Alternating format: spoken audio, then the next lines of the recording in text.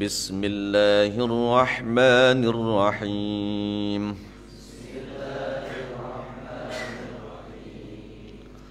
لا خير في كثير من نجواهم إلا من أمر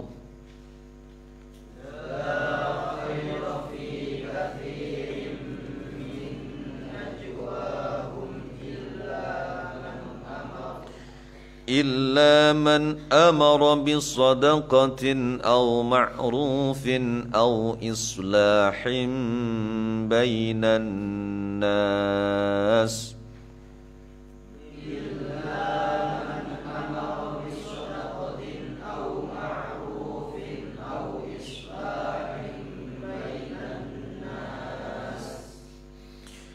ومن يفعل ذلك ابتغاء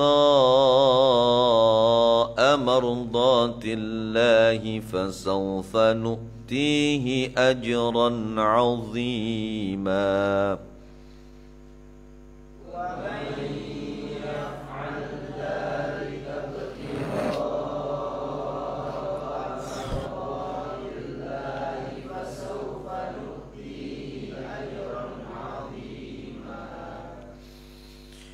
ومن يشاقق الرسول من بعد ما تبين له الهدى ويتبع غير سبيل المؤمنين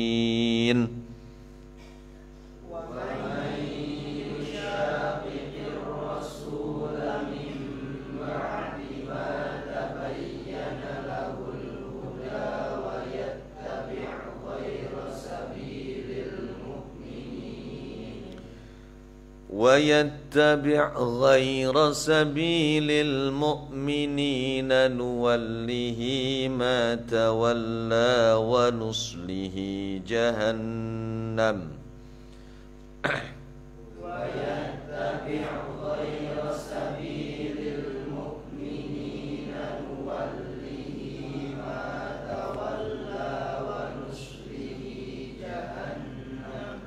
وساءت مصيرا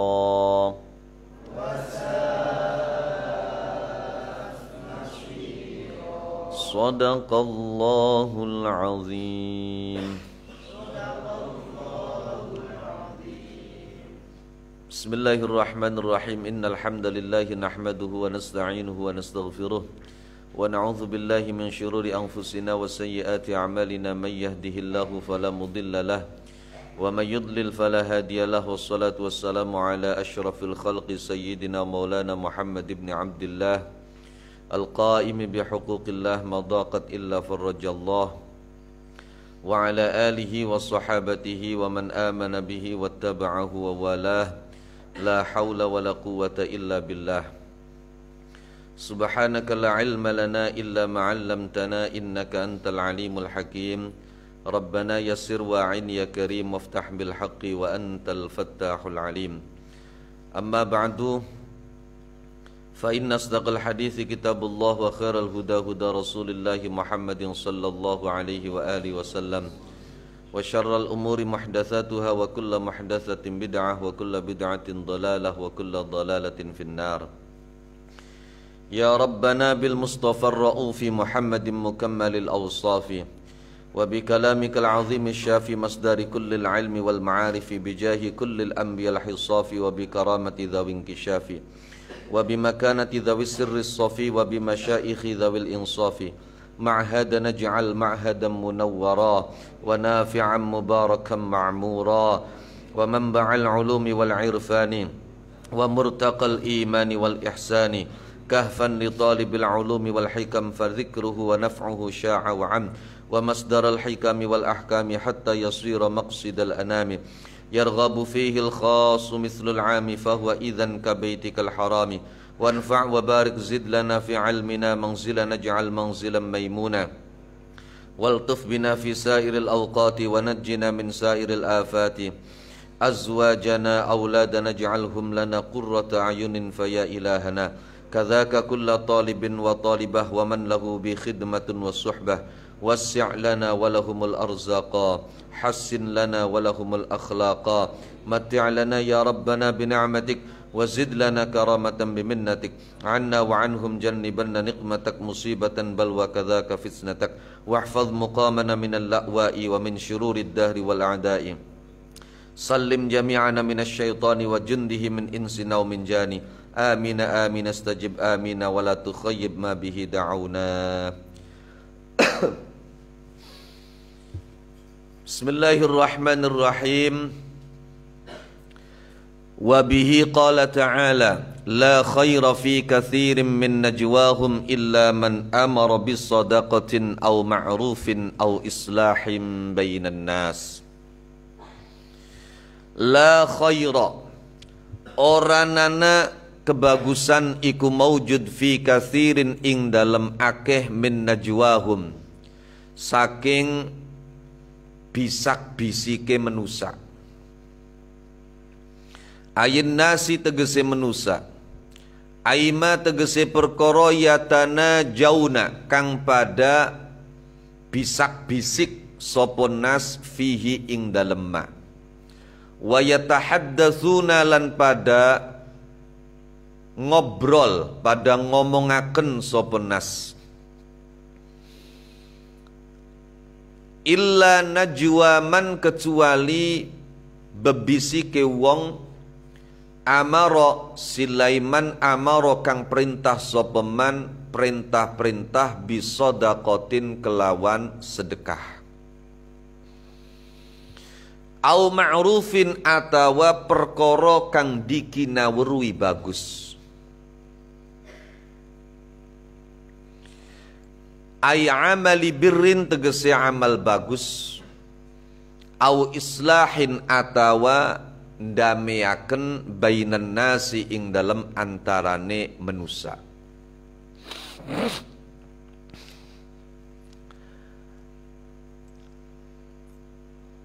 Waman utawi sapane wong iku yaf'al agawe sapa man, agawe dzalika ing mengkono-mengkono amara bis shadaqah au ma'ruf au islahim bainan nas al mazkura kang wis den tutur, olehe nglakoni mengkono mau ibtigha mardatillahi ay talaba mardatillahi krana luru ridhone Allah, la ghairihi ora liyane Allah, min umurid dunya nyatane piro-piro perkara dunya.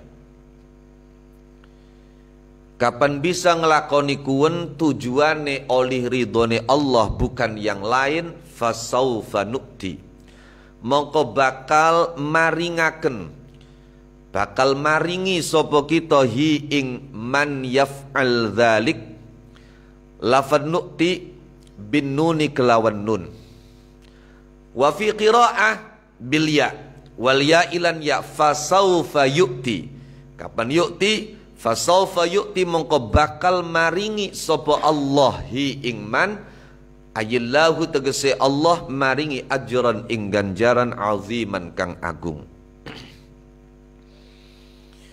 Waman utawi sapane wong iku yusyaqiq nentang sapa man, menyelisihi, ayu khalif tegese nulayani sapa man ar-rasula ing Kanjeng Rasul, fima ing dalem perkara jaa kang teka sapa Kanjeng Rasul teka bihi kelawan gawama, mim ba'di ma tabayyana saking sakwise oleh dadi pertela, lahu maring man opal huda petunjuk, ai zahara tegese pertela lahu maring man opal haku kebenaran, bil mu'jizati kelawan pira-pira mukjizat, wa yattabi' lan manut sapa man tariqan ing dalan, tapi dalan kang ghaira sabilil mukminina kang liyane dalane pira-pira wong kang iman kabeh, ay tariqihim tegese dalane al mukminin, alladzi kang hum kang utawi al mukminin iku alaihi netepi ing atase alladzi tariq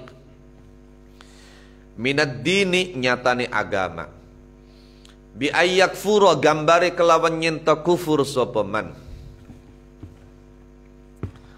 Nuwalli mongko ndadekaken asih sapa kita hi ing man, asih ma ing perkara tawalla kang dadi ngasihi sapa man ing ma.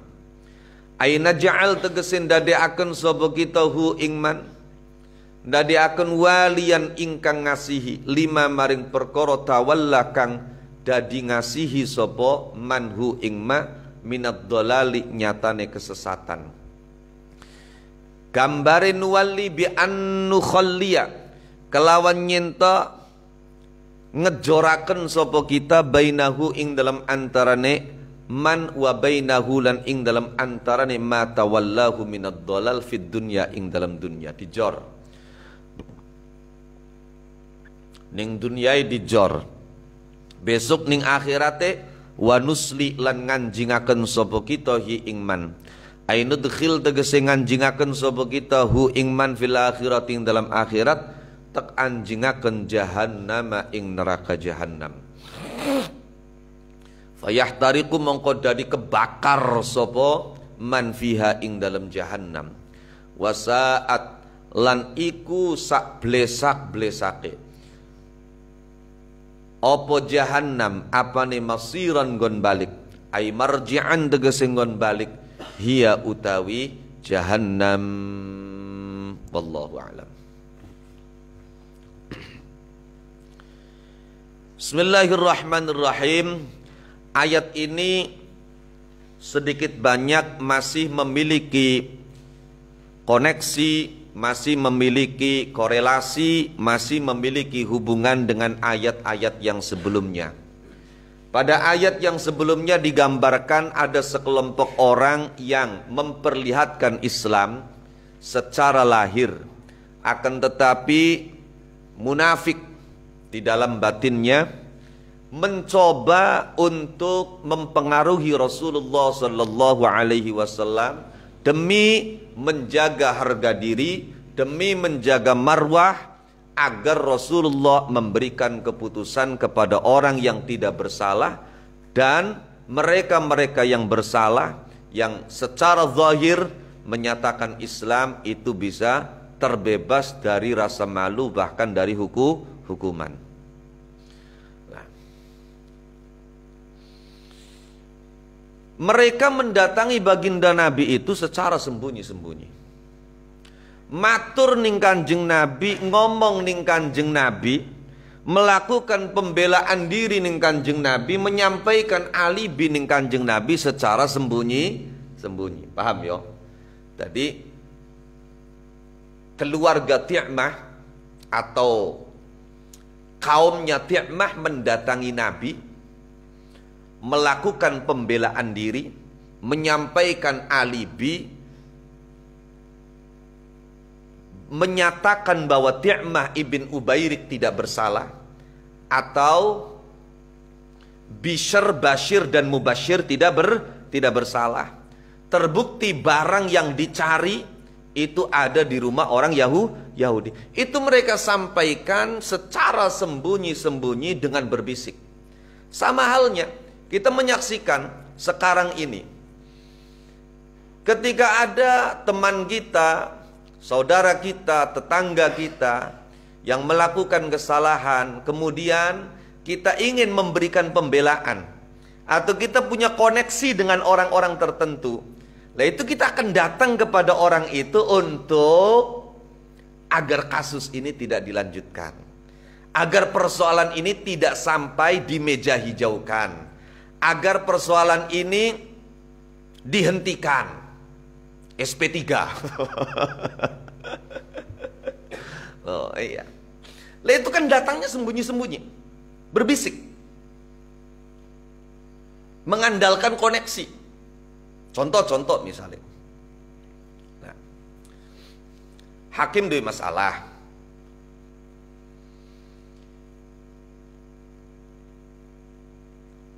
Mustafa iki sing dadi hakime,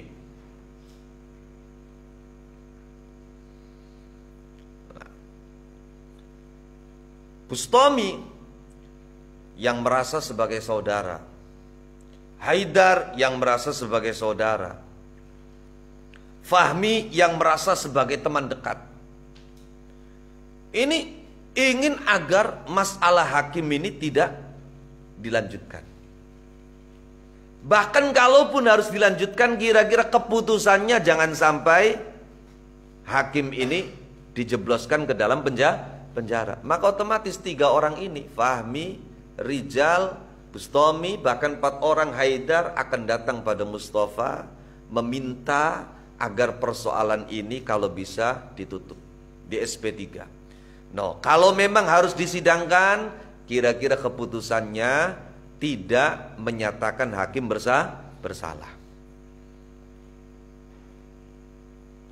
Ini sudah terjadi sejak zaman dulu. Sing salah Ti'mah, wong Yahudi beli weru-weru, Ti'mah dicurigai. Akhirnya kaumnya Ti'mah, keluarganya Ti'mah berusaha melakukan pembelaan di hadapan Nabi agar Ti'mah dibebaskan dari tuduhan dan hukuman dijatuhkan kepada orang Yahudi. Dan ini dilakukan berbisik, dilakukan secara sembunyi-sembunyi. Maka Allah tegaskan pada penghujung ayat ini, la khaira fi katsirin min najwahum. Sing arane bebisik ikulah bagus. La khaira fi katsirin min najwahum, tidak ada kebaikan dalam kebanyakan bisikan mereka.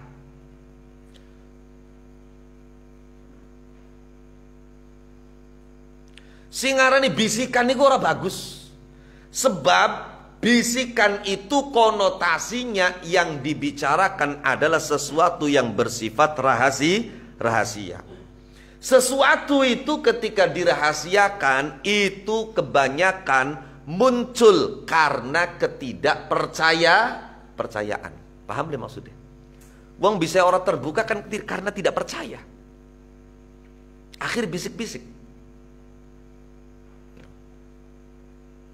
Kalau memang dia benar, kalau memang dia tidak bersalah, apa yang harus disembunyikan? Kenapa tidak belak-belakan? Kalau memang betul-betul benar, buktikan dong.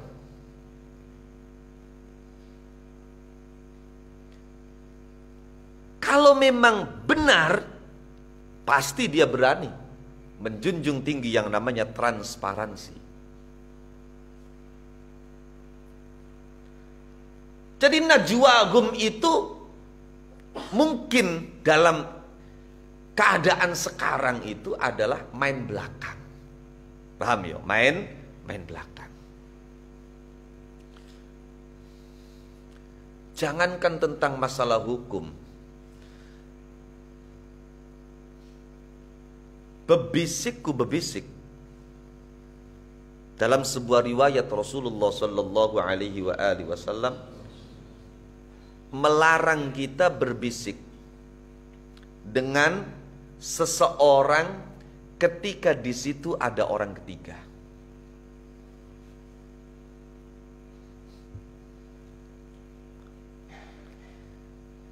Jadi jangankan kita main belakang, melakukan bisikan-bisikan untuk mempengaruhi agar hukuman yang dijatuhkan itu tidak tepat sasaran. Agar orang yang bersalah bebas, orang yang tidak bersalah malah kena hukuman. Cukup ketika kita berbisik dengan orang yang ada di samping kita dan di situ ada orang lain, itu dilarang oleh Rasulullah Sallallahu Alaihi Wasallam. Contoh yang paling gampang apa? Padaran ahli luru berkat. Waya tahlilan, wong, tadi sampean dodok, karo wong sini pinggir bisik-bisik. Wes. Padahal ning kono durung akeh wong. Nembe ana wong 4, wong 5. Mesti orang ketiga, orang keempat ini bertanya-tanya, apa sih yang dibisikaken? Katik bebisik kedingku, aja-aja nyinggung kita, aja-aja ngomongaken kita, aja-aja. Ini bisa menyakiti. Paham le maksudnya? Kanjeng Nabi ngelarang, hadisnya sahih. Ketika ada 3-4 orang kemudian kita berbisik dengan salah seorang di antara mereka, ini dilarang oleh baginda Nabi. Kenapa? Karena membuat orang yang tidak dibisiki itu berprasangka macam-macam, menjadikan orang yang tidak dibisiki itu merasa sakit hati karena tidak dipercaya. Kalau memang bukan sesuatu yang berhubungan dengan saya, kenapa mesti dirahasiakan? Kalau memang kita perlu berbicara dengan orang itu, ya jangan ketika ada orang lain. Tarik orang itu, ayo kita berdua ngomong. Bukan pada saat orang lain yang kita tidak bisiki dia, yang kita tidak kasih tahu dia. Ada idza di sini. Ada unsur menyakiti. Bon. Tapi Gusti Allah juga fair. Tidak semua bentuk bisikan ini tidak baik.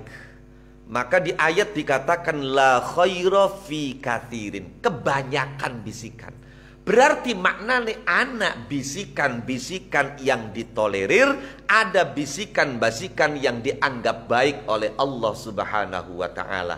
Maka pada lanjutan ayat dikatakan illa man amara bisadaqatin au ma'rufin au islahin bainan nas. Kecuali bisikan itu berupa perintah sedekah.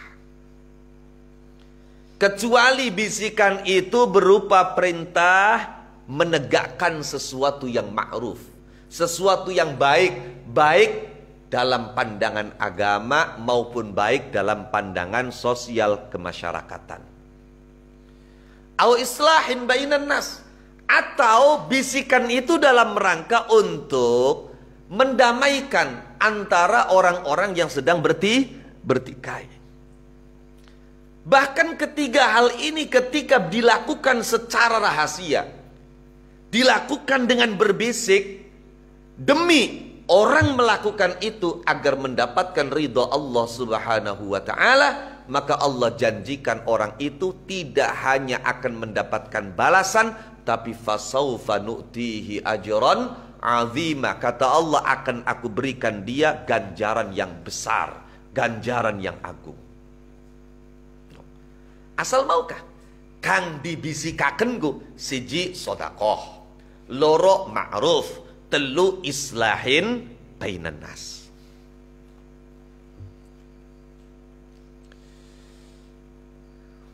Sementara ulama ada yang memaknai la khaira fi katsirin min najwahum illa man amara bi sadaqatin aw ma'rufin aw islahin bainan nas. Tidak ada kebaikan di dalam rapat, di dalam pleno, di dalam perkumpulan, di dalam persidangan, di dalam lembaga, di dalam sebuah institusi, di dalam sebuah birokrasi, kecuali apabila orientasinya, apabila cita-citanya, apabila tujuannya ialah sedekah. Sedekah ini adalah peningkatan ekonomi. Au ma'ruf, pendidikan, kesehatan, pengembangan intelektual, pengembangan skill, kemampuan. Wa ma masalah dzalik. Au islahin bainan nas, kata islah diambil dari kata salah, artinya kesolehan. Apa? Au islahin bainan nas, bukan sekedar menciptakan perdamaian, bukan sekedar mempertahankan kondusivitas, tapi juga menciptakan kesalehan di tengah-tengah manusia. Tadi sampian arepan rapat, arepan ngobrol, arepan jamiyahan, arepan kumpulan, arepan pleno, arepan muktamar, arepan apa baik? Loh, iya. Arepan paripurna, arepan apapun. Kalau orientasinya bukan tiga hal ini, maka la khair. Tidak ada artinya. Tidak ada gunanya. Tidak ada manfaatnya kalau cita-citanya bukan bagaimana kita meningkatkan ekonomi masyarakat yang digambarkan melalui kalimat sodakoh. Kalau yang dibahas, yang dicita-citakan untuk diwujudkan, diimplementasikan bukan tentang ma'ruf, bagaimana membangun peradaban, bagaimana berpikir tentang kesehatan masyarakat, tentang pengembangan intelektual masyarakat, tentang pengembangan potensi masyarakat, tentang pengembangan skill dan kemampuan masyarakat. Atau yang ketiga, au islahin bainan nas, bagaimana agar negara kita jangan sampai cerai-berai, tetap bersatu, tetap baik, tetap kondusif. Bagaimana kita menciptakan kesolehan secara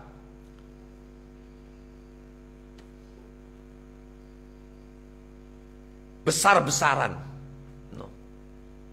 Nembe kapananan kian kang dadi orientasi. Kalau ini yang menjadi tujuan dan cita-citanya, baru fihi khair. Itu bagus.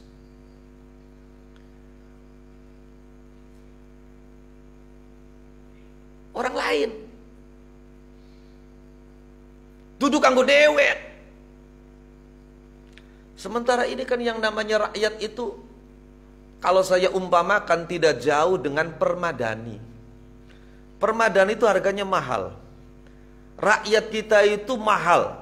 Satu suara itu menentukan orang itu bisa menjadi legislatif atau tidak, dia menjadi eksekutif atau tidak. Satu suara rakyat mahal. Sebagaimana permadani. Permadani kurgane larang, no, dilus-lus, dijeber-jeber, iya kan? Loh, tapi kapan wes dituku, didak-didak. Permadani didak-didak boleh. Kawas dipasang didak-didak boleh. Ya didak-didak, ya didodoki, ya dieei, ya diompoli. No. Kapan sing duwe omahe, dia bocah cilik. Sama. Kita itu kalau menjelang pilihan, didatangi, didekati, Masya Allah, sampai rela melu merhabanan, lera melu tahlilan, iya. Ditawani bruk jaluke apa, pengennya apa, no, duwe son durung, anak seragame durung, iya. Ibu-ibu ditawani seragam ya gelem kabeh langsung, no. Tapi engko kapan wis dadi, goodbye, no. Arepan pilwu, arepan pilbub, arepan pilgub, arepan pilpres, arepan pileg. No. Ya, pilihan legislatif. Seperti itu. Jadi kalau jadi lupa, beda karo pil KB. Kalau lupa jadi. Oh, iya. Pil KB kalau lupa diminum jadi. Oh, tapi pilwu, pilbub, pilgub, pileg, pilpres, kalau sudah jadi, lupa.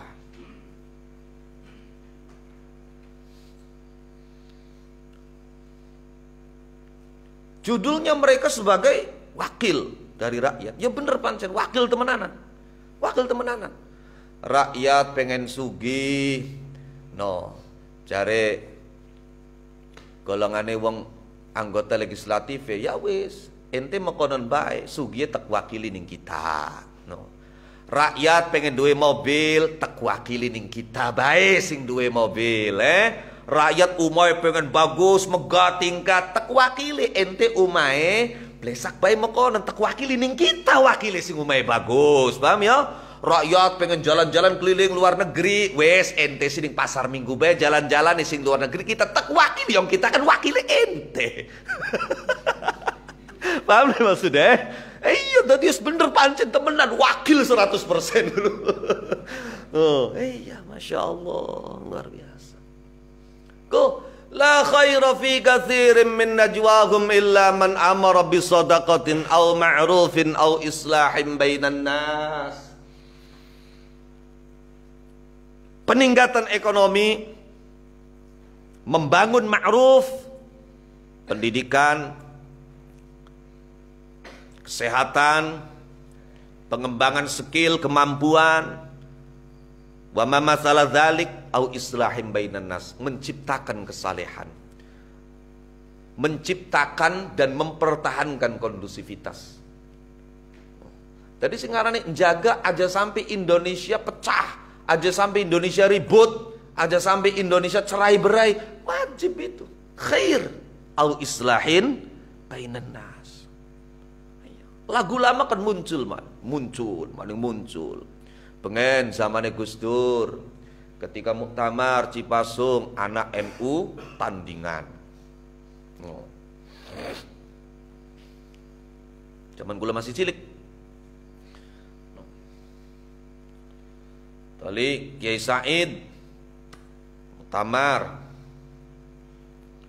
ning Makassar, muncul Nugel, anak NU garis lurus. Beli payu NU garis lurus Jare Mbah Memun NU kiyo si jawit mbiyen. Iya. Nah, kian anak maning muncul apa? Komite Khitoh 1926. Jadi ada orang-orang yang menganggap bahwa NU yang sekarang sudah tidak sejalan dengan semangat pertama kali dibangunnya NU tahun 1926. Maka ada gerakan-gerakan yang mengatasnamakan Komite Khitoh 1926. Ingin mengembalikan NU seperti dulu, cita-cita awal berdirinya untuk apa, yang diperjuangkan apa. Sekarang ngerongokaken pidato kah? Pidato sapa ya sekjene ta apa ya, Masya Allah. Ngucapaken jare dewek sing nggo basa Arab. Iya, wa hasanin wa ahsanin. Wa ahsanin ku sengende, wa ahsanin ku iya. Wa hasanin wa ahsanin. Ngaji ini ngendik anak ahsan diwaca wa ahsanin. Masya Allah. Pun ku sekjen pusate ku pidato mekonon. Wah wis. Iya, tidak meyakinkan maning bae. Sedorong mekonon Ki Azaim Sitobondo membuat surat klarifikasi. Dia dicantumkan namanya di situ, tapi ternyata dia tidak dihubungi dan merasa tidak akan pernah mau kalau sampai gerakan Komite 1926 ini terlembagakan, punya payung hukum. Itu. Ruwet. Lagu lama. Insya Allah. Jadi kenen kan, konsep persatuan itu sudah. Kalau memang kita melihat yang sudah ada itu ada yang perlu benahi.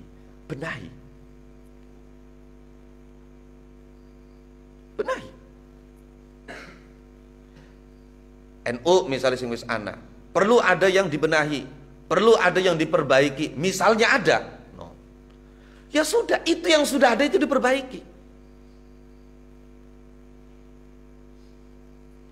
Yang sudah ada itu diperbaiki.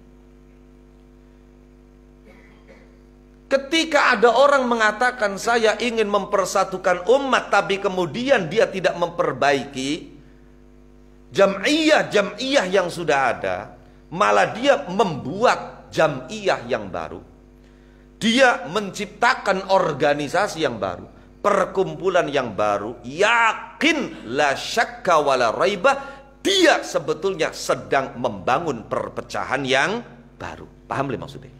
Ayo dipikir logika yang makanan.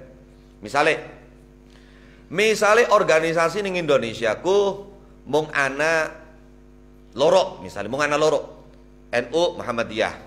Ternyata kita melihat ini sudah tidak sesuai dengan realnya, sudah melenceng jauh dari jalannya.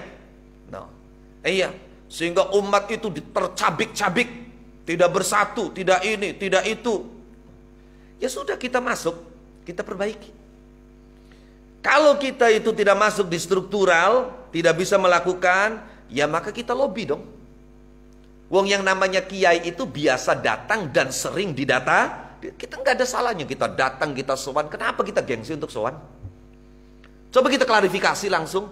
Misalnya kita tidak cocok dengan Kiai Said, matur Kiai Said, kenapa Anda itu kebijakannya begini. Bukan perang antar podium, bukan perang antar mimbar. Yang ini menyerang, yang ini menyerang. Itu nggak akan pernah selesai. Duduk coba. Apa sih yang Anda persoalkan?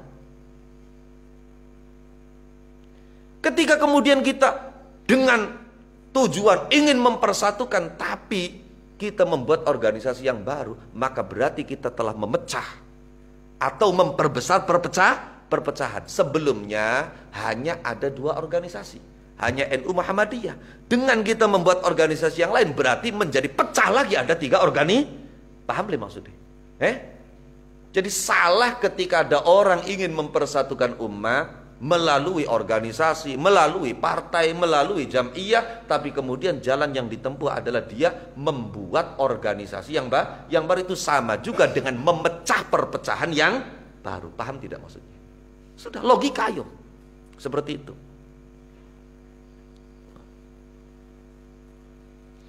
Banyak loh orang-orang yang dulu anti dengan Gus Dur, tapi ketika klarifikasi langsung datang ke beliau, dijelaskan oleh beliau yang kaitannya dengan agama, coba buka di kitab itu, kemudian akhirnya taslim.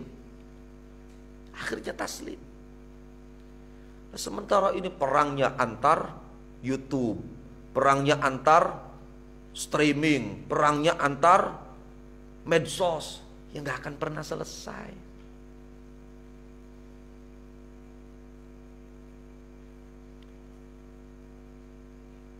Masalah ngaji, masalah agama itu menurut saya sudah banyak lah, sudah banyak. Ini loh yang harus betul-betul diperjuangkan. Apa? Sodakotin, peningkatan ekonomi.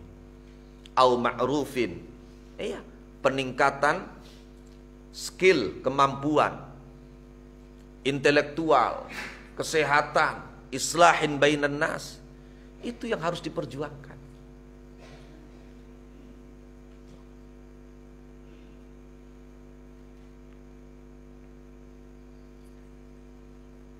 Jadi kembali bahwa tidak ada kebaikan dalam kebanyakan bisikan mereka kecuali bisikan orang-orang yang menyeru agar bersedekah, agar melakukan amal bajik, agar mendamaikan antar sesama manusia. Kapan kuen beli apa-apa? Bagus.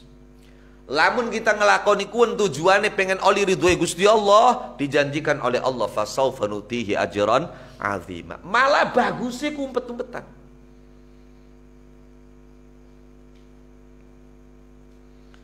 Mane berangsane lah sing paling beli bisa ngakue kang arane sedekah karo umpet-umpetan iku ya anggota dewan pemerintah. No, iya. Jadi wajib difoto. Ambil apa kanggo laporan. Ya sing wajib dipoto soten sing nganggo anggaran, sing dana pribadi. Paham le maksudnya? Paham le maksudnya? Iya. No. Lah. Sedekah. Kalau bisa orang yang disedekahi itu tidak tahu. Sebab singarani uang sedekah kapan dikatokaken? Kapan dikatokaken? Sakit hati loh. Makanya Allah yarhamu Syekhuna Habib Muhammad Kang Ayibmu jaga satu.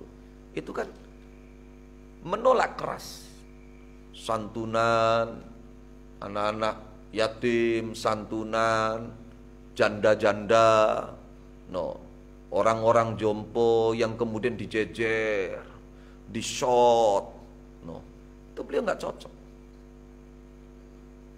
Apa? Karena seakan-akan kita sebagai panitia itu memproklamirkan di hadapan banyak orang, apalagi sampai kemudian disebar di medsos, berarti diproklamirkan di orang sedunia bahwa ini loh anak yatim, kasihanilah dia, ini loh janda, kasihanilah dia. Coba kalau kita melihat orang-orang sufi itu justru ketika mereka bersedekah itu malah mereka berterima kasih kepada siapa? Kepada orang yang menerima sedekahnya. Kenapa? Takut kalau sampai datang hari yang pernah diramalkan oleh Rasulullah di mana kita sedekah, kita tidak menemukan orang yang mau menerima sedekah kita. Dengan kita sedekah dan masih ada orang yang menerima, maka itu adalah jalan keselamatan kita dari neraka. Berarti keuntungannya untuk kita. Kalau keuntungan untuk orang yang disedekahi itu hanya berapa ribu, yang mungkin dalam sekian jam saja habis, paham kan? Tapi itu adalah celengan kita untuk akhirat kita yang abadi. Maka yang mestinya berterima kasih bukan dia, tapi kita yang sedekah. Kunci malah bocah yatime kongkon diambung, salaman dingin diambung gue mekenen tangannya, masya Allah, iya.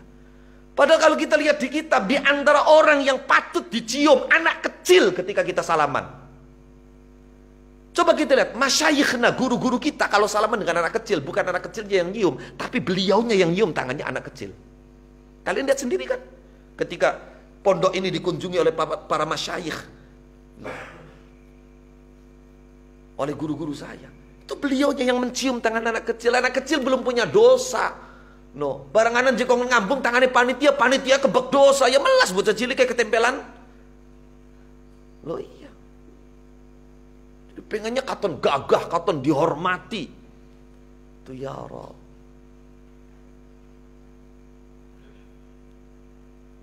Au ma'ruf.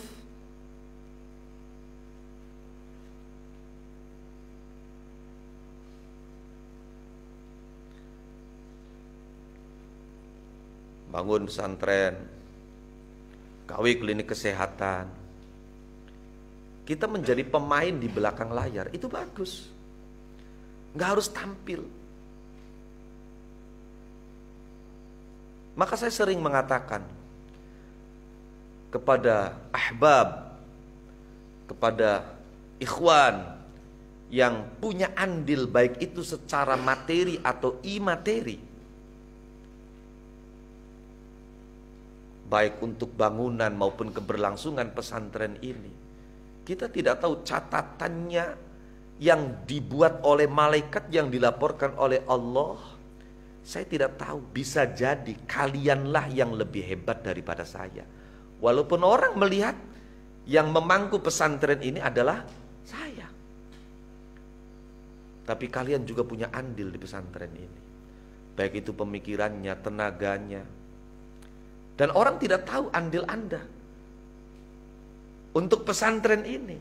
Maka potensi keikhlasan dan ketulusan lebih kalian miliki daripada saya. Paham ya maksudnya? Kuning-kuning. Tadi maknanya apa? Maknanya untuk khususnya ketiga hal ini, justru ketika kita bisa bermain di balik layar, maka ini adalah nilai plus dan keistimewaan bagi kita. Demikian islah bainan nas, mendamaikan antara dua orang yang bertikai. Jangan sok pahlawan di depan banyak orang, apa? Tidak usah.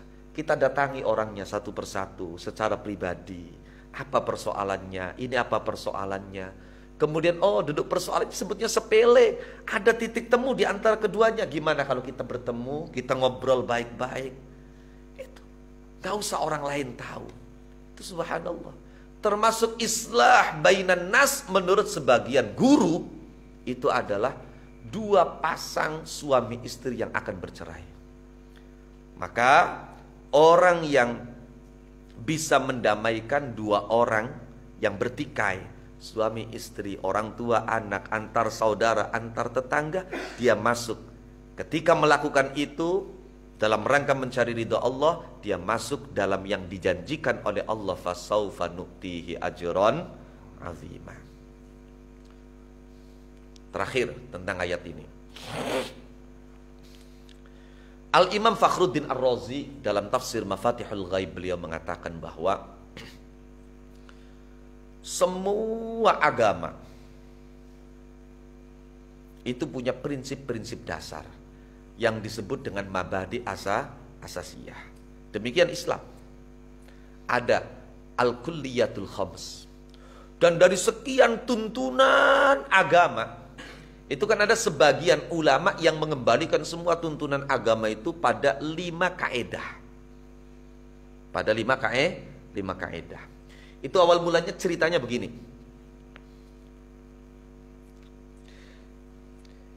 Diceritakan oleh Syekh Abu Sa'id Al-Harawiyah bahwa ada seorang ulama dari mazhab Hanafi bernama Imam Abu Thahir Ad-Dabbas. Beliau menghimpun seluruh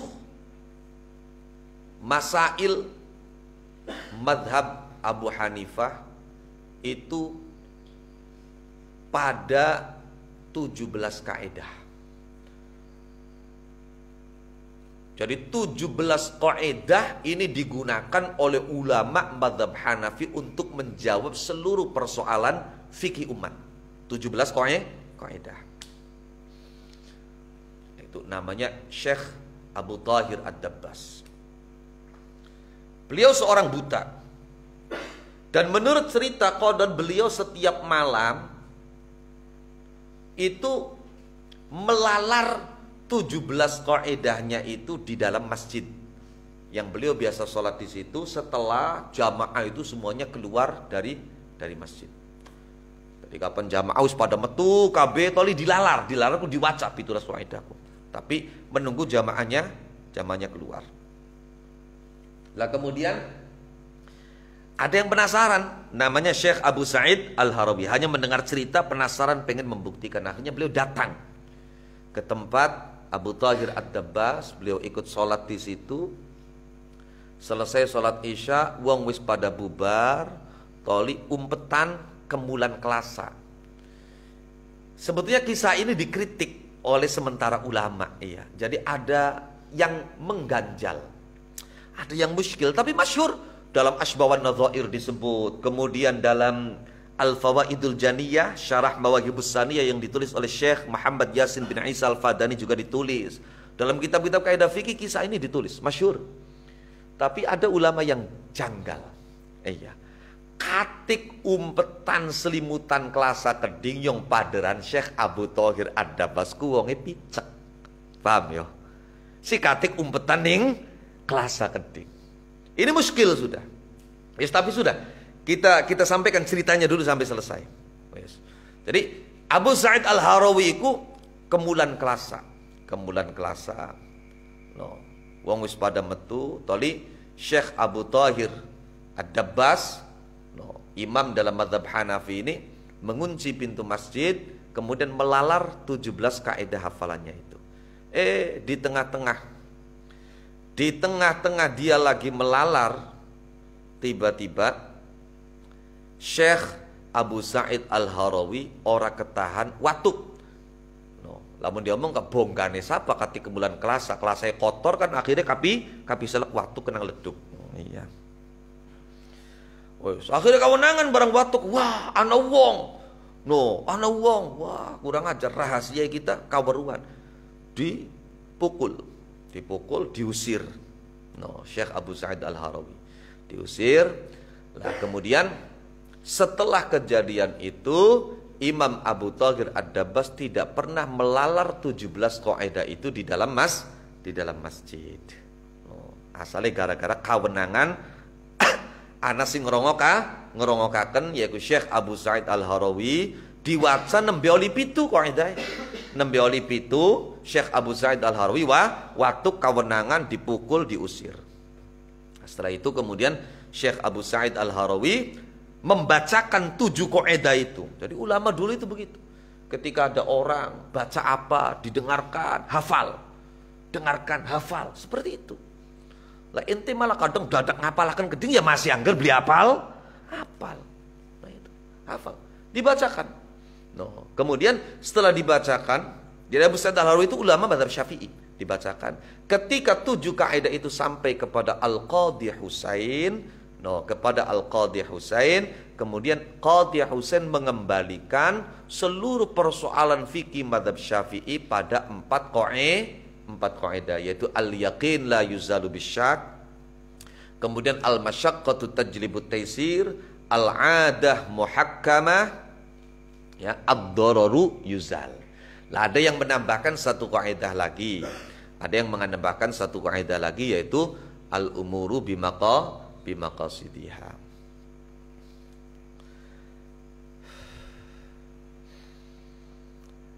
Sebagian ulama muskil dengan kisah ini. Pertama, masa ya ada ilmu disembunyikan, untuk mendapatkannya harus sembunyi seperti itu.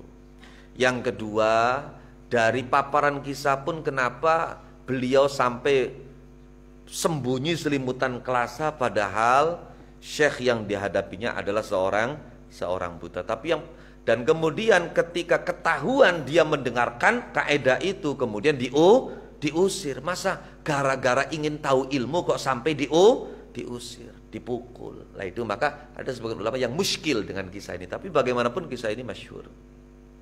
Lah kemudian tentang pengembalian masalah fikih Syafi'i pada 4 kaidah atau ada yang mengatakan 5 kaidah. Ini juga sementara ulama ada yang keberatan, seperti Imam Tajuddin As-Subuki, bahwa seluruh persoalan dikembalikan pada 4 kaidah atau kepada 5 kaidah. Ini terlalu dibuat-buat dan mempersulit. Terlalu mempersulit. Jadi kangelan lah, balekaken niku kangelan. Tapi kalau memang yang dimaksud kembalinya seluruh persoalan pada 5 kaidah ini secara global, ya memang bisa diterima. Bahkan sementara ulama mazhab Syafi'i yaitu Imam Izzuddin Ibn Abdissalam, itu mengembalikan seluruh persoalan bukan hanya kepada 5 kaidah, tapi hanya kepada 1 kaidah, yaitu apa? I'tibarul masalih darul mafasid. Jadi kabeh persoalan iku kalau bukan dalam rangka menarik maslahat, maka dalam rangka menolak mafsadah. Lah menurut Imam Fakhruddin Ar-Razi, ayat yang kita baca ini itu mewakili i'tibarul masalih dan darul mafasid, menarik kemaslahatan diwakili melalui kalimat amaro bisodakotin au ma'ruf, sedangkan darul mafasid itu melalui kalimat au islahim bainan nas. Jangan sampai manusia bertengkar, jangan sampai manusia pecah belah, jangan sampai manusia saling berkelahi. Maka kita harus punya upaya agar itu tidak terjadi. Bagaimana kita lakukan islah. Lah itu namanya darul mafasid. Itu bahkan Imam Izzuddin bin Abdissalam mengembalikannya cukup pada kaidah i'tibarul masalih darul mafasid.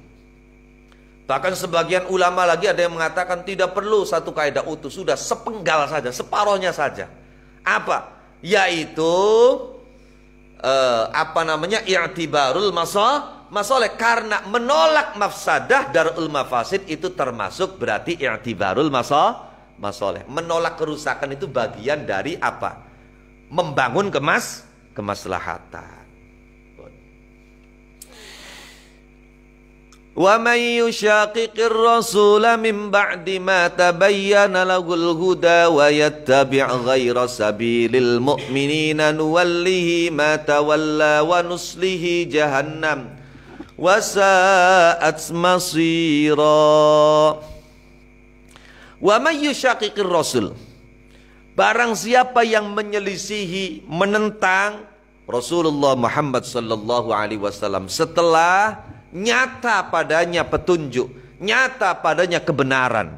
Kebenaran ini Kanjeng Nabi itu nampak adwa'u min nuris syamsi, nampak terang melebihi daripada sinar matahari. Sok orang pengen tahu bentuk kebenarannya Kanjeng Nabi dari segi apa saja, sangat jelas.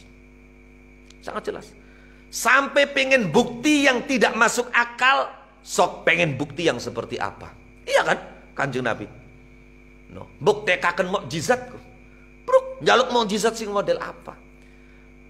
Bahkan ketika nabi-nabi yang lain hanya memiliki mukjizatur rasul, Kanjeng Nabi Muhammad di samping punya mukjizatur rasul, beliau juga punya mukjizatur risalah. Kalau mukjizatur rasul itu nabinya wafat, maka mukjizatnya tinggal cerita. Seperti Nabi Muhammad juga punya mukjizatur rasul. Nabi membelah bulan, nabinya sudah wafat, maka itu tinggal dongeng, tinggal cerita.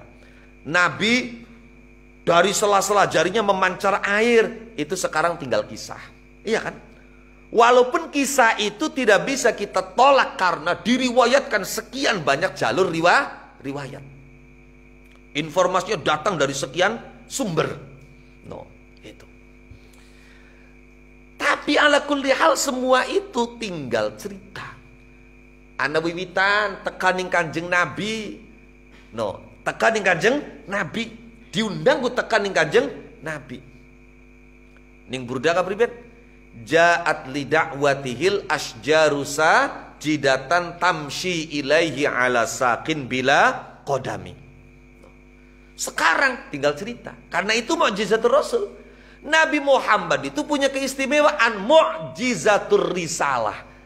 No. Jadi mukjizat yang membuktikan risalah, ajaran yang dibawa oleh Kanjeng Nabi itu benar. Apa mukjizatul risalahnya? Al-Quran. Oh, paham ya? Jadi kalau kita ingin tahu kebenaran ajaran Kanjeng Nabi, maka buktinya sampai hari kiamat tidak akan pernah hilang, yaitu Al-Quran.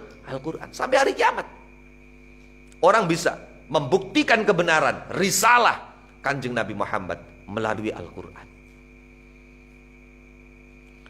Lah kok ada orang menentang Rasul setelah nampak jelas kepadanya petunjuk, nampak jelas padanya kebenaran. Bukan hanya menentang, bahkan dia mengikuti jalan yang ditempuh oleh selain orang-orang mukmin.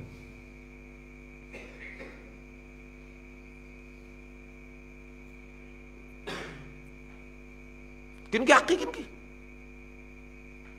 ana wong ngakui Islam itu bener, agama yang paling logis, ajaran-ajarannya rasional.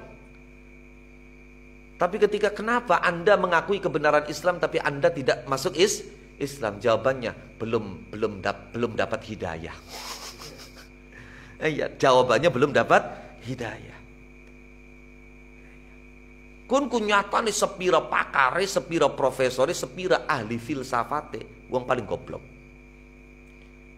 Ketika dia mengatakan, Mbak, iya, Islam itu benar. Tuntunannya, ajarannya, akidahnya paling logis, paling rasional. Tapi kemudian tidak memeluk Islam, maka dia sebetulnya orang yang paling bodoh. Kenapa? Wis weru kiyen tembelek, kiyen coklat, tetep bae nyekelane tembelek. Wong goblok tebeliarane. Wong goblok duduarane. Ya wong goblok. Mangkane nuwallihi ma tawalla. Orang-orang seperti itu kata Allah, saya akan biarkan dia ada dalam kesesatan. Istidraj, didelengaken, dijor ning Gusti Allah.